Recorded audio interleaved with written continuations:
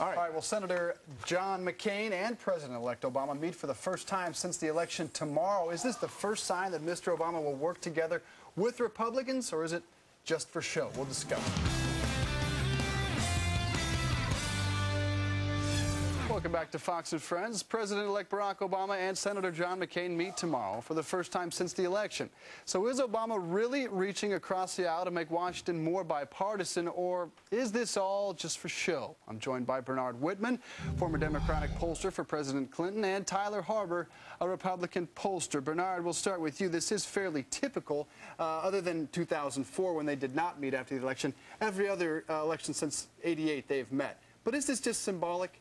No, I think it's far more than that. And the fact that they're meeting so soon after the election really, to my mind, underscores just how serious Barack is in creating a new spirit of bipartisanship in Washington. The truth is that while Obama and McCain differ greatly on issues like the economy in Iraq, they actually have a common vision in areas such as battling climate change, ending torture, earmark reform, and I believe even immigration. Okay, so is that what's going on here, Tyler? Or is this just kind of a symbolic gesture? Is this a real bipartisan effort? It seems to happen almost after every election.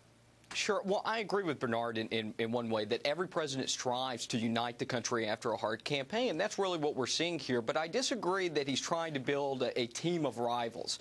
You know, I think we have to look back at the campaign and look how he dismissed members of the media who either disagreed with him or that their editorial boards did not endorse him or endorsed his opposition, and he dismissed them off his campaign. I think that's not the sign that we're really looking for here, and I think that's pretty good history to show, at least from a data perspective, that he may not be or have what it takes to put together a team of rivals. And I think it's hard to put together a team of rivals in a time like this. I think you have a number of leaks. I think you have a number of news organizations that have very far-reaching sources into the White House, among other places. And I think it's hard to put together a people that would come together in a cabinet room and disagree. I think it would be tough to keep the lid on that. Team of rivals is thrown around, the book about Lincoln. Is this building a team of rivals? Is this something Barack Obama's going to do, Bernard? I think what's more important than building a team of rivals is building a spirit of cooperation in Washington. The truth is that even with a very large Democratic majority,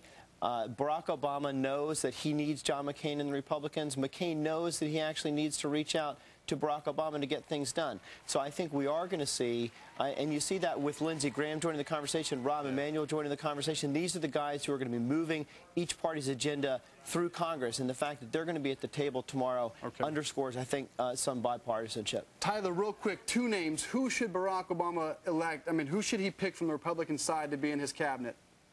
You know, that's a tough call. I think there's a lot of good people there, but you know, I think you have to look at it from the perspective of the Republicans. They need to keep their power on the Hill. Tyler, I hate to cut you off. Back in a moment with your thoughts on much more. Stick with us. We are back with our guests, Bernard Whitman, former Democratic pollster and President Clinton's pollster, and Tyler Harbor, a Republican pollster. Tyler, let me start with you. We need to talk about this possibility of Hillary becoming Secretary of State. Lots of people we've heard from say that it's a fairly enlightened choice, but it leaves Bill Richardson and John Kerry out in the cold. And didn't they do a big favor for Barack Obama during his campaign by supporting him as opposed to Hillary Clinton? What would become of them? You know, choosing anyone for Secretary of State that is looking to run for higher office in the future is a really bad choice, because you've got to pick a Secretary of State who is unencumbered and is willing to make those tough choices and not worry about the political consequences of making those tough choices. And so that means Hillary would be a bad choice or a good choice?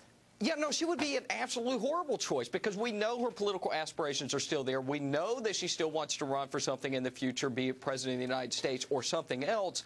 And I think putting her in that position really takes the spotlight off of Obama and puts it on a cabinet member. I think it's a horrible choice, and I think it's something that we're really reading more into than we should be. Bernard, does Tyler have a point here? I mean, I brought this up yesterday. Former UN Ambassador John Bolton saying, look, don't ever hire someone you can't fire. She's a tough cookie. You hire her, you probably can't fire her. And if they're butting heads, is that good for Barack Obama? Look, I couldn't disagree more with my friend Tyler. Hillary Clinton as a pick for Secretary of State would be a brilliant choice. Everybody agrees that she is one tough, smart negotiator. She knows diplomacy. She's been to 80 countries. Many Republicans around the country are saying that she'd be a great choice. I think that that selecting Hillary would be a really fantastic fit But in for Barack Obama. in the world of politics, does he owe John Kerry something? Does he owe Bill Richardson something? I don't think so. I think what's more important is to bring on the most qualified person, and Hillary Clinton would send an enormous signal not only to America but to the world about just how quickly America is changing under an Obama administration. Thank you. Bernard Whitman, Tyler Harbor. I think it's interesting is this the Clinton cabinet. There's already 31 of 47 appointees from the Clinton administration.